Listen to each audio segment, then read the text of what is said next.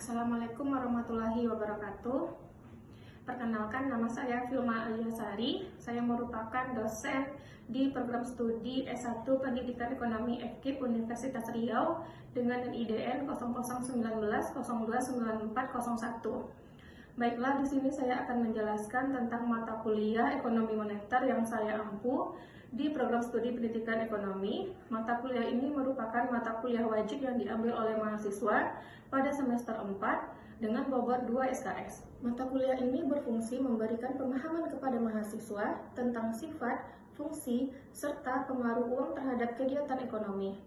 Juga mempelajari struktur dan fungsi bank sentral, bank umum, dan lembaga keuangan bukan bank, teori permintaan dan penawaran uang, masalah dalam kebijakan moneter, inflasi, serta moneter internasional. Dalam proses perkuliahan nanti, saya menggunakan teknik DIA, yaitu Delivery, Interaction, dan Assessment. Adapun capaian pembelajaran mata kuliah ekonomi moneter, CPL yang pertama yaitu menginternalisasikan sikap amanah dan santun dalam keseharian serta memiliki core value teachers, dalam hal ini pada mata kuliah ekonomi moneter. CPL yang kedua, menguasai konsep teoritis ekonomi yang diperlukan untuk merancang dan melaksanakan pembelajaran ekonomi secara logis, kritis, dan inovatif dengan mengedepankan nilai-nilai budaya lokal dan nasional.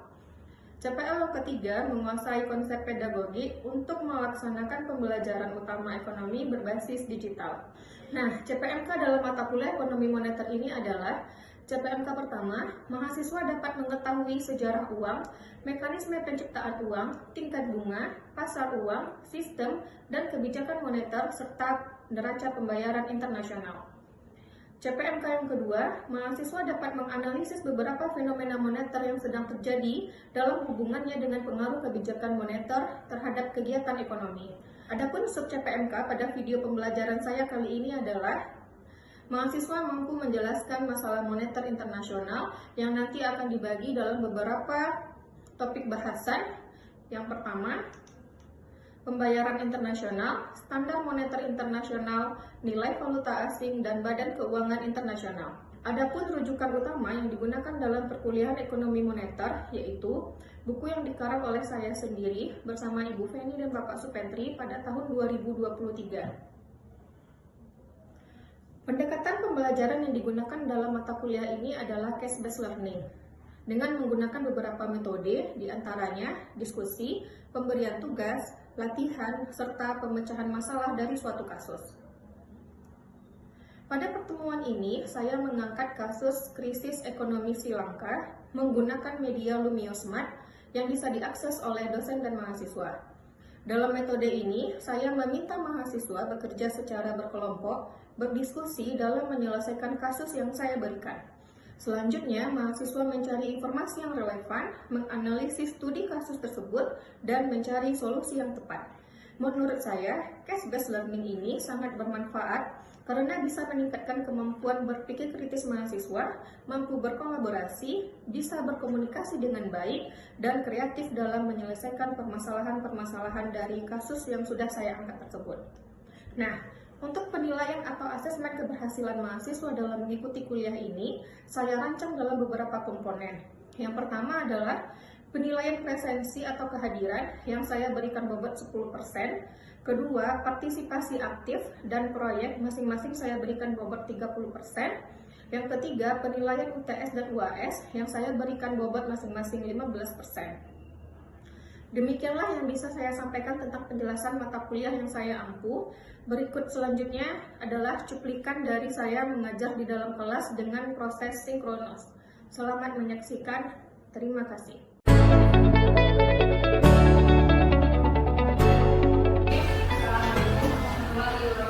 Waalaikumsalam warahmatullahi wabarakatuh. Selamat pagi, menjelang siang, mahasiswa semua. Kabarnya? Alhamdulillah. Sudah sarapan? Sudah. Ada yang tidak hadir? Hadir semua? Salsa? Kenapa salsa? Sakit? Baru hari? Baru hari ini? Oke. Kalau dari segi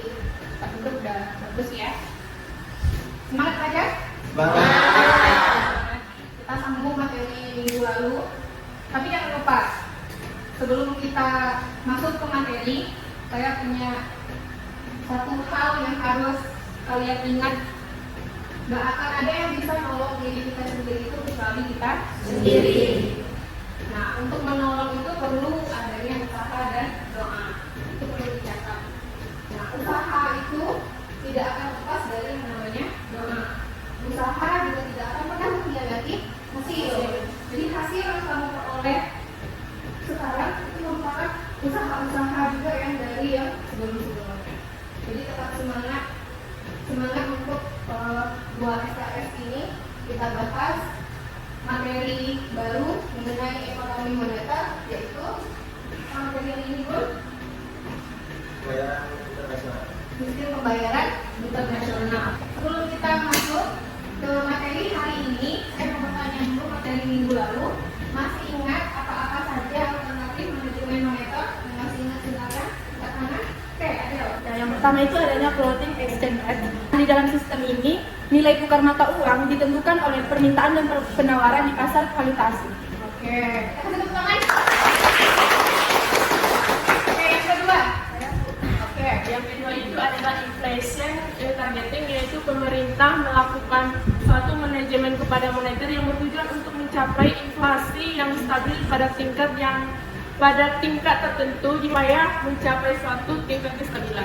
Nah, ini memang sudah diterapkan oleh pemerintah Indonesia ya. Kalau kita buka di BPS, Badan Pusat Statistik, pasti ada target inflasi per tahun berapa. Ternyata realisasinya segini. Nah, harus ada supaya untuk menjaga jangan terjadi yang namanya inflasi yang terlalu tinggi yang tidak diinginkan oleh suatu negara. Oke, alternatif yang ketiga siapa? Oke, silakan. Yang kedua adalah exchange rate hedging, yaitu merupakan suatu sistem nilai tukar mata uang yang diikat oleh pemerintah dengan mata uang lainnya. Tentunya pemerintah membeli ataupun membuat mata uang asing ini untuk menjaga nilai tukar mata uang agar tetap stabil. Nah, oke. Jadi ini sekarang mata kita. Alternatif ini juga yang dipakai standar moneter kertas. Yaitu standar moneternya sampai saat sekarang ini masih US dollar. Oke, kemudian alternatif terakhir. Oke. Yang keempat itu monetary policy coordination. Itu merupakan suatu kerjasama antara bank sentral dengan beberapa negara lainnya yang untuk menetapkan kebijakan moneter. Kerjasama ini bertujuan untuk mencapai stabilitasi nilai tukar mata uang dan stabilitasi ekonomi di wilayah yang tentunya. Oke, terhitung tangan terima.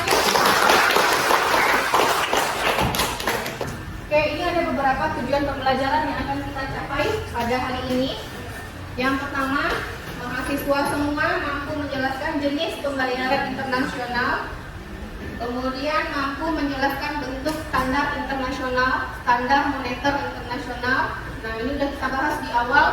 Standar moneter itu ada dua. Kemudian yang ketiga, mahasiswa mampu menjelaskan harga valuta asing, dalam hal ini yaitu kurs. Kemudian yang keempat, mahasiswa mampu menjelaskan badan keuangan internasional. Oke, sampai di sini paham ya?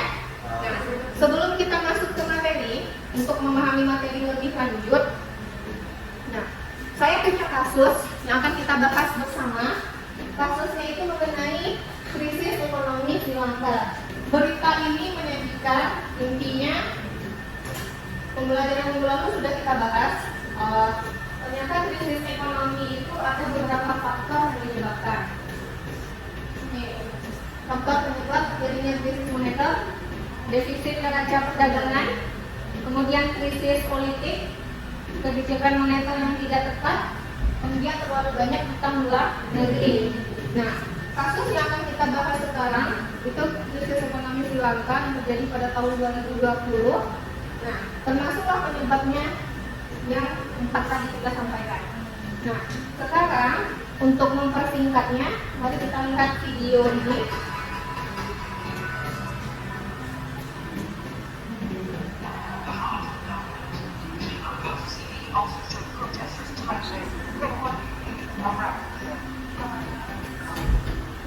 Oke, nah sekarang saya minta tanggapan masing-masing kelompok. Jadi kita ada berapa kelompok nih? 12 ya, 12 kelompok tentang krisis Sri Lanka. Ada 3 pertanyaan dari saya. Silakan nanti diskusikan masing-masing kelompok. Saya beri waktu 20 menit. Oke. Pertanyaan pertama, coba dicari apa penyebab krisis moneter terjadi di Sri Lanka. Kemudian yang kedua, apa dampak currency krisis dan perbankan krisis terhadap perekonomian Sri Lanka. Kemudian yang ketiga, apa solusi yang diberikan oleh pemerintah dan bank sentral terhadap kasus krisis moneter yang dihadapi oleh Sri Lanka. Oke, silakan diskusi 20 menit.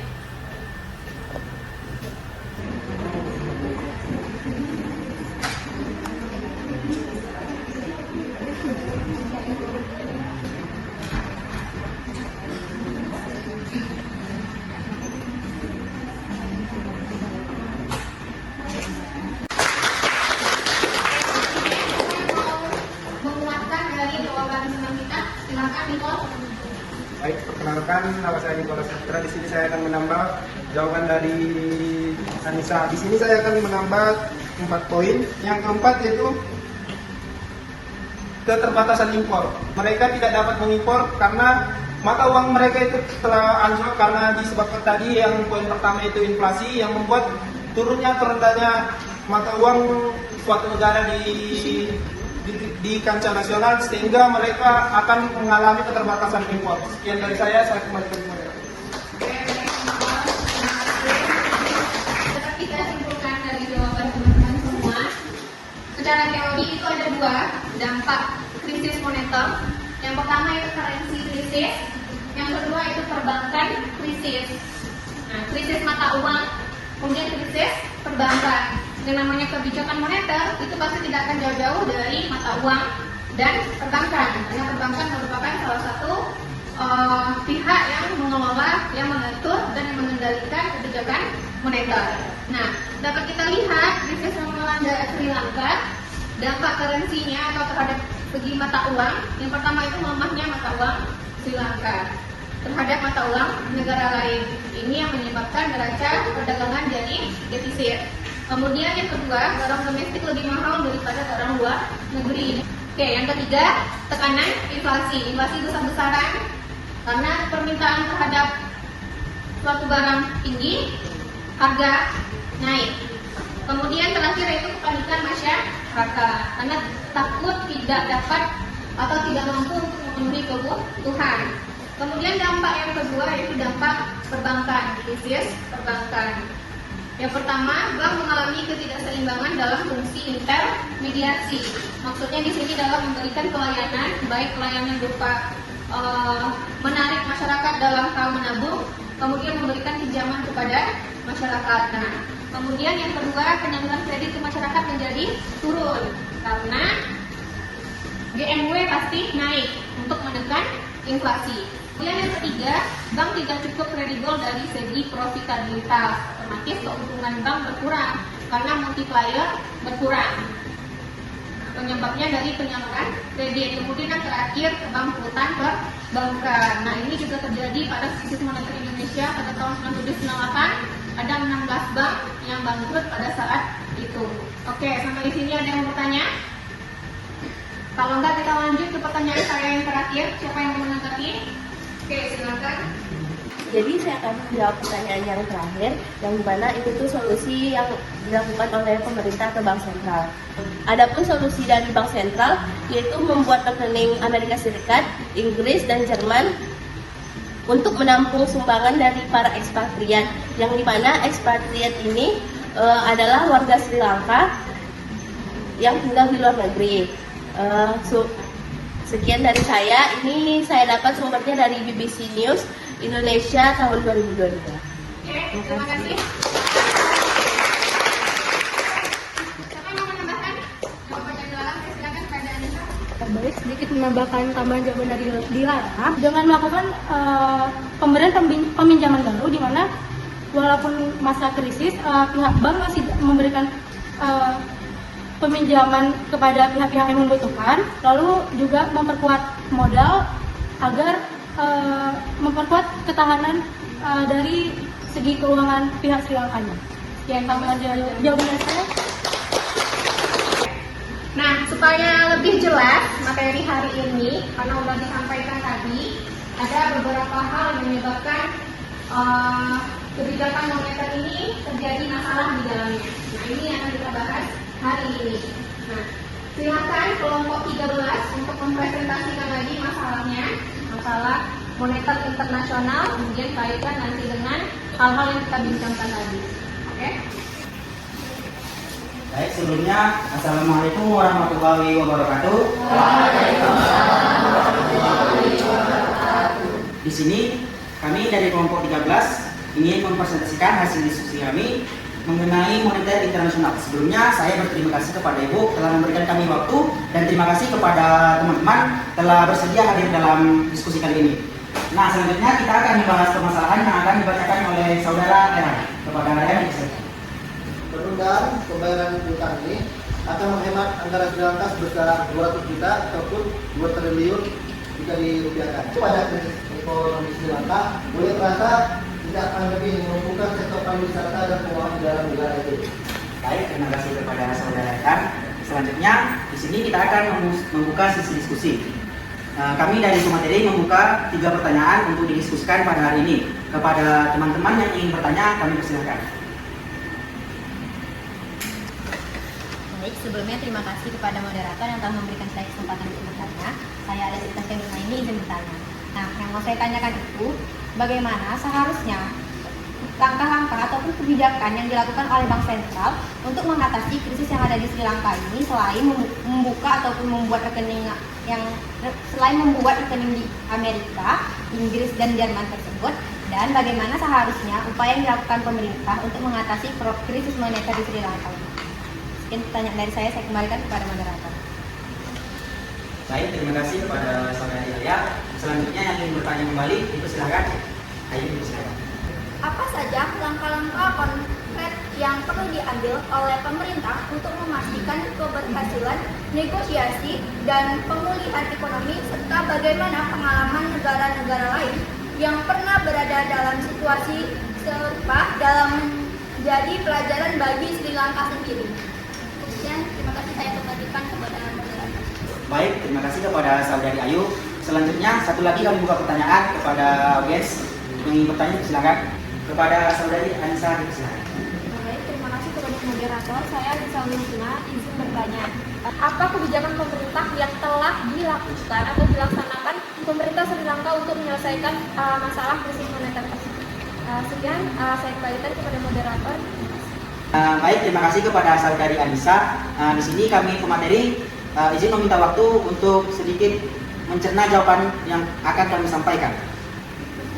Ibu, ya kenapa? Mau berdua lagi? Oke, silakan.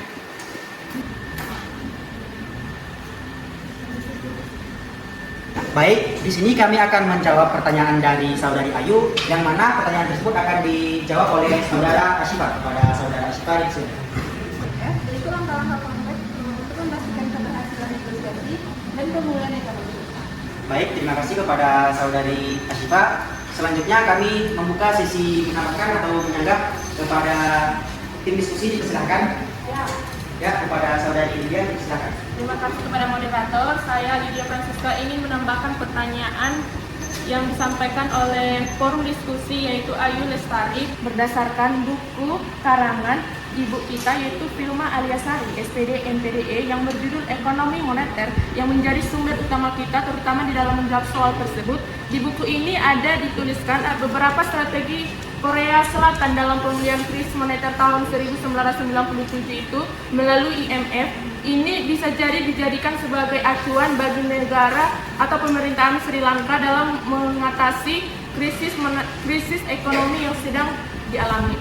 Di dalam buku ini, Korea Selatan secara tidak langsung terpaksa harus berhutang kepada IMF dikarenakan kondisi perekonomian yang terpuruk. Meskipun demikian, pemerintah Korea Selatan secara perlahan berhasil memulihkan negaranya dari krisis moneter tersebut dengan membayar utang IMF IMF 3 tahun lebih cepat dari rencana pembayaran yang disepakati. Demikian yang jawaban yang bisa saya tambahkan atas pertanyaan teman saya kembalikan ke moderator. Terima kasih.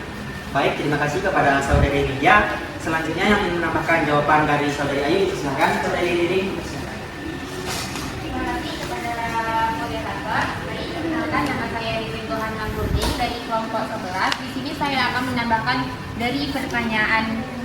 jawaban dari pertanyaan Ayu. Sri Lanka dapat belajar dari pengalaman negara yang pernah mengalami krisis ekonomi yang berhasil mendapatkan bantuan IMF, yaitu contohnya itu negara Indonesia, yang dimana negara Indonesia ini pernah mengalami krisis moneter pada tahun 1998 yang dipicu oleh spekulasi mata uang dan krisis keuangan global, di mana rupiah mengalami depresiasi tajam, inflasi melonjak, dan banyaknya perusahaan yang bangkrut. Nah, Indonesia itu melakukan langkah pemulihannya itu dengan cara menerapkan berbagai kebijakan. Selanjutnya, kami akan menyimpulkan pertanyaan-pertanyaan yang telah ditanyakan oleh teman-teman tersebut dan jawaban-jawaban yang telah diberikan kepada kami. Kepada Saudari Rehan, kami silakan untuk menyimpulkan. Baiklah, dari pembahasan kita sebelumnya dapat disimpulkan bahwa pengalaman negara-negara lain menunjukkan pentingnya keseriusan dan komitmen pemerintah dalam melakukan reformasi ekonomi yang perlu dilakukan untuk dapat kerjasama internal dan dukungan internasional juga diperlukan untuk memulihkan pertumbuhan ekonomi dan memastikan keberlanjutan kebijakan. Dan dari saya, baik, terima kasih kepada Saudari Rehan. Mungkin cukup sekian presentasi kita pada hari ini. Kami dari tim pemateri pamit undur diri. Kami akhiri. Wassalamualaikum warahmatullahi wabarakatuh. Terima kasih kepada kelompok yang sudah mempresentasikan dan sudah membahas mengenai kasus kita pada hari ini, yaitu kasus mengenai masalah moneter internasional. Sebelum kita tutup, karena ini udah hampir habis. Dari tujuan pembelajaran yang sudah saya sampaikan di awal, kemudian materi juga udah kita bahas, kelompok juga udah mengupas kasus tentang permasalahan ekonomi internasional yang terjadi di Sri Lanka pada akhir-akhir tahun ini. Nah, sekarang kita simpulkan materi hari ini. Ada 4 nanti yang akan kita simpulkan. Yang pertama, alat pembayaran internasional apa yang digunakan oleh Sri Lanka, terutama karena kasus kita mengenai Sri Lanka. Kemudian yang kedua, mengenai berapa harga kurs Sri Lanka pada saat sekarang. Kurs, berarti nanti ada kurs jual, ada kurs beli. Kemudian yang ketiga, standar moneter internasional yang diterapkan oleh Sri Lanka maupun negara Indonesia. Kemudian yang terakhir nanti Badan Keuangan Internasional yang menyelesaikan masalah internasional di Sri Lanka. Oke, siapa yang bisa menyimpulkan? Silakan, Alfi. Baiklah, saya akan menyimpulkan mengenai cara dan alat pembayaran internasional yang ada di Sri Lanka maupun di negara lainnya. Yang pertama itu ada advantage payment atau cash payment. Kemudian yang kedua itu ada open account. Yang ketiga itu ada letter of credit. Dan yang keempat itu ada commercial bills of exchange. Kelima ada collection. Dan yang terakhir itu ada konsinyasi. Sekian dari saya, terima kasih. Oke. Untuk kesimpulan kedua, siapa yang bisa menyimpulkan? Silakan, Cindy. Saya akan menyimpulkan pembelajaran kita kedua yaitu membentuk standar nasional khususnya pada kasus yang disampaikan kelompok tadi, Sri Lanka. Sri Lanka menggunakan 2 jenis standar moneter, yaitu standar emas dan standar kertas. Oke, itu coba jelaskan apa itu standar emas, apa itu standar kertas. Baik, saya akan melanjutkan penjelasan mengenai standar emas dan standar kertas. Nah, untuk standar kertas itu merupakan sistem keuangan yang mengatur uang kertas sebagai alat tukar atau pembayaran sah atau tidak terbatas, namun uang kertas tidak dapat ditukarkan dengan emas dan perak. Standar emas itu satuan dasar nilai mata uang yang diterapkan berdasarkan jumlah dan berat emas itu sendiri. Sekian dari saya kembalikan kepada Ibu. Oke. Kemudian ada yang namanya kurs. Kalau kita berbicara mengenai internasional, pasti nggak akan lepas dari valuta asing. Valuta asing pasti kita kenal yang namanya kurs. Itu kayak bisa kurs. Silakan. Kesimpulan berdasarkan informasi yang saya dapat mengenai kasus yang kita bahas tadi, nilai kurs jual dan kurs beli itu senilai 1 rupiah sama dengan Rp53.750 di Indonesia. Oke. Yang terakhir, Badan Keuangan Oke, silakan Novin. Jadi untuk bentuk lembaga keuangan internasional yang di oleh Sri Lanka yang paling utama yaitu IMF atau International Monetary Fund. Selanjutnya The Asian Development Bank atau Bank Pembangunan Asia, dan terakhir ada Islamic Development Bank atau Bank Pembangunan Islam. Beberapa ya, tapi yang untuk salah satu opsi yang digunakan oleh Sri Lanka pada saat itu adalah IMF. Oke, gimana semuanya? Sampai di sini paham? Paham ya. Nah, jadi setiap negara pasti mengalami masalah moneter, pasti. Tidak hanya di Sri Lanka, Indonesia pun sempat mengalami krisis masalah moneter itu pada tahun 1998 dan secara global itu pada tahun 2000. Oke, karena jamnya sudah habis juga, saya harap materi hari ini, masalah-masalah kasus-kasus yang kita sampaikan pada hari ini, yang kita pecahkan pada hari ini, bisa membuat pengalaman belajar, memperkuat teori-teori yang ada di buku kita. Silakan dibaca lagi, dipahami lagi. Kemudian karena ini adalah pertemuan terakhir, siap-siap minggu depan kita akan ujian akhir semester dari materi awal UTS, pertemuan ke-9 sampai pertemuan hari ini ke-15. Oke, kita akhiri pertemuan hari ini. Semoga bermanfaat untuk mahasiswa sekalian. Alhamdulillahirabbil alamin. Assalamualaikum warahmatullahi wabarakatuh.